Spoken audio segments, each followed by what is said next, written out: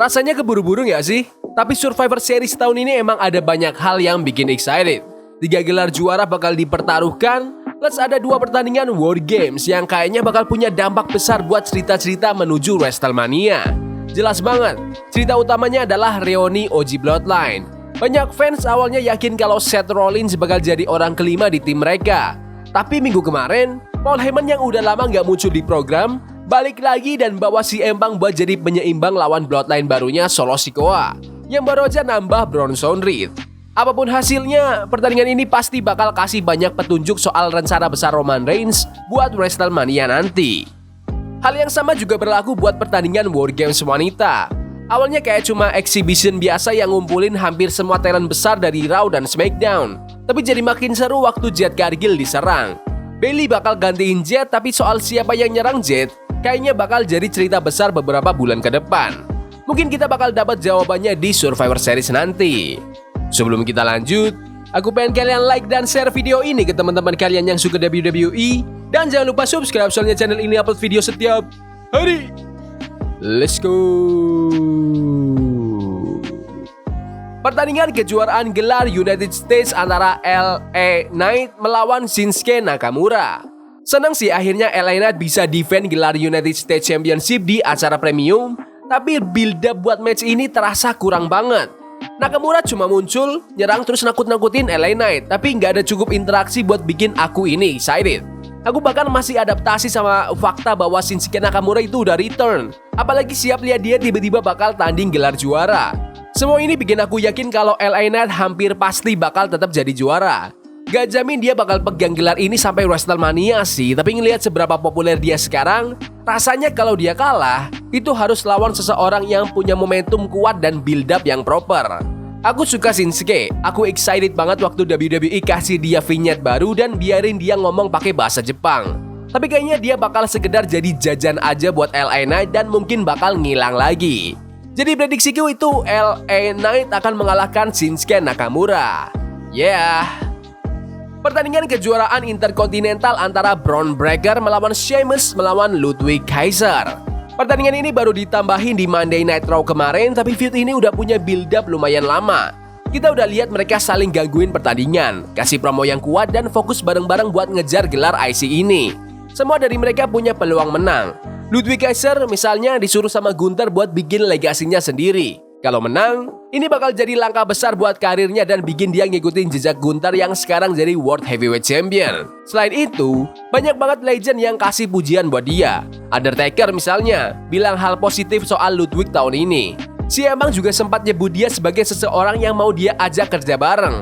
Masa depannya cerah banget. Sheamus juga jelas punya alasan kuat. Gelar Intercontinental adalah satu-satunya gelar besar WWE yang belum dia punya. Dia udah juara semua gelar lain dan fans pasti bakal heboh banget kalau dia akhirnya menang. Tapi, apakah sekarang itu momen yang tepat? Dan terakhir, ada Bron Breakker. Banyak yang bilang dia adalah future WrestleMania main eventer. Dia solid banget sebagai juara IC, jadi semacam twinner antara heel dan face. Pas dia pertama kali juara, aku pikir dia bakal punya reign panjang kayak Gunther, tapi dia sempat kalah dan balik menang lagi waktu lawan Jey Uso. Siapapun bisa menang, tapi rasanya Kaiser belum cukup siap, dan kalau Sheamus menang, itu harus di momen yang lebih besar. Jadi, feelingku Bron Breakker bakal tetap jadi juara. Pertandingan kejuaraan World Heavyweight antara Gunther melawan Damian Priest.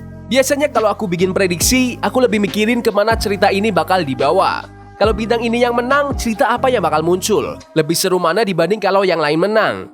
Nah, buat Gunther dan Damian Priest, aku bisa lihat 2 cerita yang jelas banget. Yuk kita bahas. Skenario pertama, Damian Priest yang menang. Ini mungkin aja karena dia lagi dapat reaksi penonton terbaik sepanjang karirnya. Kemenangan ini bakal ngebuktiin kalau Damian Priest itu pemain kelas utama di WWE. Mungkin dia bakal feud sama main eventer lain kayak Drew McIntyre atau bahkan Seth Rollins. Selain itu, ini juga bisa bikin Gunther masuk ke storyline krisis kepercayaan diri. Priest udah bilang kalau aura Gunther udah memudar dan kalau kalah di sini, berarti dia udah kalah 2 kali berturut-turut di acara premium dan 3 dari 6 pertandingan terakhir. Mungkin dia bakal rebuild dirinya dan janji menang Royal Rumble buat buktiin kalau dia masih punya auranya. Skenario kedua, Gunther yang menang. Kalau ini gak bakal ada krisis kepercayaan diri. Dia bakal keluar dari match ini tetap kelihatan kuat banget dan itu bakal jadi fokus promo-promo berikutnya. Kalau dia menang, kemungkinan dia bakal pegang gelar ini sampai WrestleMania dan mungkin lawan seseorang kayak John Cena. Damian Priest bakal turun sedikit dari panggung main event, tapi dia pasti punya banyak opsi buat feud sama bintang-bintang besar yang lain. Jujur, Gunther udah menang terlalu banyak sejak debut di main roster. Tapi harus diakui, Damian Priest sudah cukup over sampai bikin ada sedikit keraguan diprediksi semua orang pasti, nggak cuma prediksiku. Tapi prediksiku, Gunther akan kalahkan Damian Priest dan pertahankan gelar juara dunianya. Pertandingan War Games antara Nia Jax, Liv Morgan, Raquel Rodriguez, Tiffany Stratton, dan Candice LeRae melawan Bianca Belair, Rhea Ripley, Io Sky, Naomi, dan Bayley. Awalnya match ini terasa kayak Survivor Series klasik. Tim Babyface lawan tim Heel, cuma buat fun aja. Tapi setelah Jade Cargill diserang, semuanya jadi lebih menarik. Banyak fans yakin yang nyerang Jade itu salah satu partner di tim Babyface. Jadi, bakal ada drama nggak di match ini? Apakah mereka bakal saling serang atau ngesabotase timnya sendiri? Itu yang bakal jadi perhatian utama. Ada juga kemungkinan pelaku serangannya bukan dari match ini. Kalau gitu, mungkin mereka bakal muncul waktu pertandingan. Prediksi yang paling populer sih Charlotte Flair. Kalau itu terjadi, mungkin dia bisa langsung feud sama Bianca Belair yang pastinya mau ngebelain partnernya. Atau bahkan bisa langsung sama Jade Cargill kalau dia nggak cedera lama. Apapun itu, skenario ini semua mengarah ke kemenangan buat tim Heel.